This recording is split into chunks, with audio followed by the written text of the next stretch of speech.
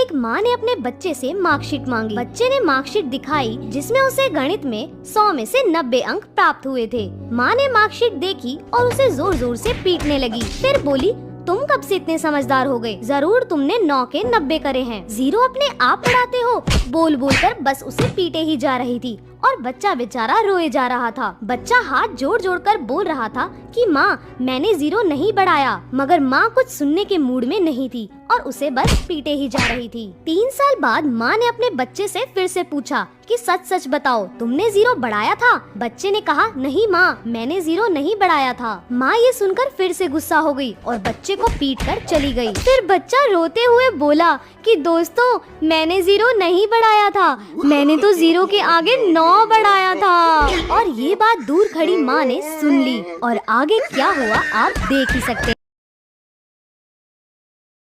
दोस्तों, एक महिला ने अपने जन्मदिन पर 5,000 रुपए खर्च करके फेसलिफ्ट कराई। घर लौटते समय वह एक साड़ी की दुकान पर रुकी और दुकान से जाते समय उसने युवा दुकानदार से पूछा, भाई साहब, क्या आप मेरी एज बता सकते हैं? दुकानदार बोला, मैडम, आपकी एज लगभग 30 साल होगी। महिला ने कहा, नहीं, मैं वास्तव में 40 साल की हूँ। इसके बाद महिला एक रेस्टोरेंट में गई और उसने वेटर से भी वही सेम प्रश्न पूछा। वेटर बोला, आप लगभग 35 साल की होंगी। महिला ने मुस्कुराते हुए कहा, नहीं, मैं 40 की हूँ। महिला जब बस स्टॉप पर गई तो उसे एक बूढ़े अंकल दिखे। उसने अंकल से भी वही सेम प्रश्न पूछा। अंकल ने महिला के सामने एक शर्त रखी। उन्होंने कहा कि यदि मैंने आपकी सही एज बता दी तो आपको मुझे।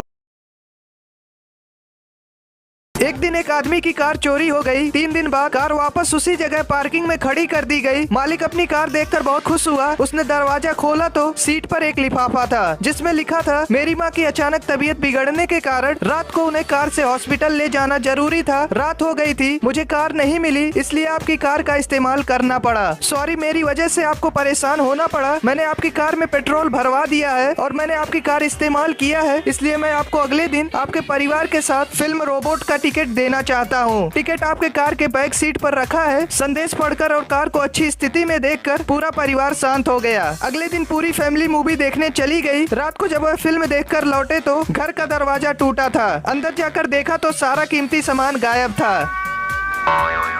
एक चोर चोरी करने मंदिर में आ गया। वह गल्ले से पैसे निकालने की कोशिश करने लगा। तभी एक और आदमी मंदिर में आ गया। चोर चुपके से गल्ला वापस रख दिया और पूजा करने लगा। जब आदमी चला गया तो चोर फिर गल्ले से पैसे निकालना चाहा। तभी एक और आदमी मंदिर में आ गया। चोर फिर से पूजा करने लगा ताकि आदमी को शक ना हो कि वो चोर है। आदमी एक जगह बैठ गया और चोर को बड़े ध्यान से देखने लगा। चोर भी आदमी के डर से पूजा करने में व्यस्त हो गया। 1 घंटे बीत गए। चोर पूजा करके नहीं उठा। आदमी भी बैठे बैठे झपकियां लेने लगा। चोर देखा कि आदमी झपकी ले रहा है तो वह उठकर जाना चाहा। तभी आदमी की आंख खुल गई। वह चोर से बोला, मैं 1 घंटे से आपका वेट कर रहा और आप भाग रहे हैं। चोर और डर गया। बोला, बताएं क्या बात है? आदमी बोला, मैंने ऊपर वाले से मन्नत मांगा था कि अगर पूरी हो गई तो मैं किसी नेक इंसान